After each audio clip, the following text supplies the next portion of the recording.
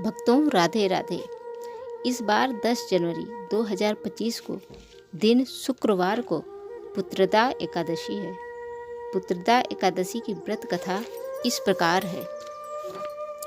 युधिष्ठिर बोले, श्री कृष्ण कृपा करके पौष मास के शुक्ल पक्ष की एकादशी का महात्म्य बतलाइए। उसका नाम क्या है? उसे करने की विधि क्या है? उसमें किस देवता का पूजन किया जाता है?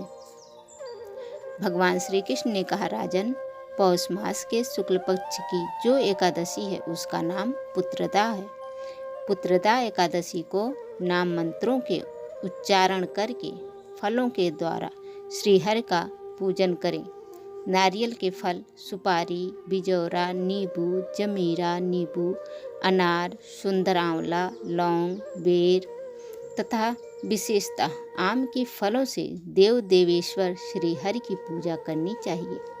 इसी प्रकार धूप दीप से भी भगवान की अर्चना करें। पुत्रदा एकादशी को विशेष रूप से दीपदान करने का विधान है।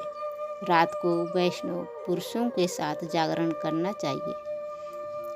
जागरण करने वाले को जिस फल की प्राप्ति होती है वह हजारों वर्ष तक तपस्या करने से भी नहीं मिलता। यह सब पापों को हरने वाली उत्तम तिथि है। चराचर जगत सहित समस्त त्रिलोकी में इससे बढ़कर दूसरी कोई तिथि नहीं है। समस्त कामनाओं तथा सिद्धियों के दाता भगवान नारायण इस तिथि के अधिदेवता हैं। पूर्व काल की बात है। भद्रावीपुरी में राजा सुकेतुमान राज्य करते थे। उनकी रानी का नाम चंपा था। राजा को बहुत समय तक कोई वंशधर पुत्र नहीं प्राप्त हुआ। इसलिए दोनों पति पत्नी सदा चिंता और शोक में डूबे रहते थे।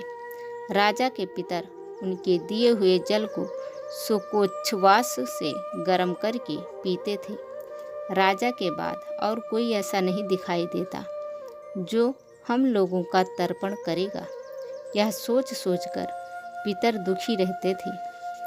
एक दिन राजा घोड़े पर सवार हो गहन वन में चले गए। पुरोहित आदि किसी को भी इस बात का पता न था। मृग और पक्षियों से सेवित उस सघन कानन में राजा भ्रमण करने लगे।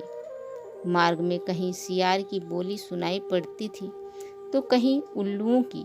जहाँ तहाँ भालू व मृग दृष्टिगोचर हो रहे थे। इस प्रकार घूम घूम कर राजा वन की शोभा देख रहे थे। इतने में दोपहर हो गई। राजा को भूख और प्यास सताने लगी। वे जल की खोज में इधर उधर भटकने लगे। किसी पुण्य के प्रभाव से उन्हें एक उत्तम सरोवर दिखाई दिया जिसके समीप मुनियों के बहुत से आश्रम थे। शोभाशाली नरेश ने उन आश्रमों की ओर देखा। उस समय शुभ की सूचना देने वाले शकुन होने लगे। राजा का दाहिना नेत्र और दाहिना हाथ फड़कने लगा जो उत्तम फल की सूचना दे रहा था। सरोवर के तट पर बहुत से मुनि वेद पाठ कर रहे थे। उन्हें देखकर राजा को बड़ा हर्ष हुआ। वे घोड़े से उतरकर मुनियों के सामने खड़े हो गए और पृथक पृथक उन सब की वंदना करने लगे। वे मुनि उत्तम व्रत का पालन करने वाले थे। जब राजा ने हाथ जोड़कर बारंबार दंडवत किया तब मुनि बोले, राजन, हम लोग तुम पर प्रसन्न हैं। राजा बोले, हम लोग कौन हैं? आपके नाम क्या हैं तथा आप लोग किस लिए यहाँ एकत्रित हुए हैं? कृपया यह सब बतलाइए। मुनि बोले, राजन, हम लोग विश्वदेव हैं। यहाँ स्नान के लिए आए हैं। माघ मास निकट आया है। आज से 5वें दिन माघ का स्नान आरंभ हो जाएगा। आज ही पुत्रदा नाम की एकादशी है जो व्रत करने वाले मनुष्यों को पुत्र देती है। राजा ने कहा, विश्वदेवगण, यदि आप लोग प्रसन्न हैं तो मुझे पुत्र दीजिए। मुनि बोले, राजन, आज पुत्रदा नाम की एकादशी है। इसका व्रत बहुत विख्यात है। तुम आज इस उत्तम व्रत का पालन करो। महाराज भगवान केशव के प्रसाद से तुम्हें पुत्र अवश्य प्राप्त होगा।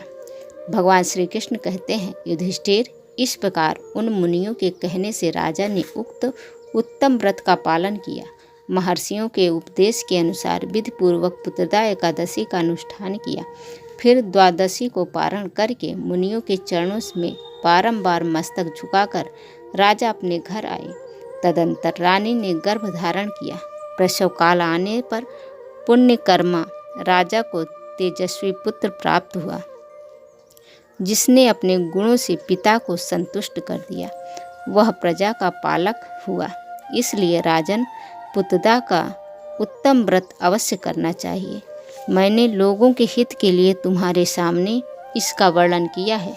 जो मनुष्य एकाग्रचित होकर पुत्रदा एकादशी का व्रत करते हैं, वे इस लोक में पुत्र पाकर मृत्यु के पश्चात स्वर्गगामी होते हैं। इस महात्म्य को पढ़ने और सुनने से अग्नि अष्टोम यज्ञ का फल मिलता है।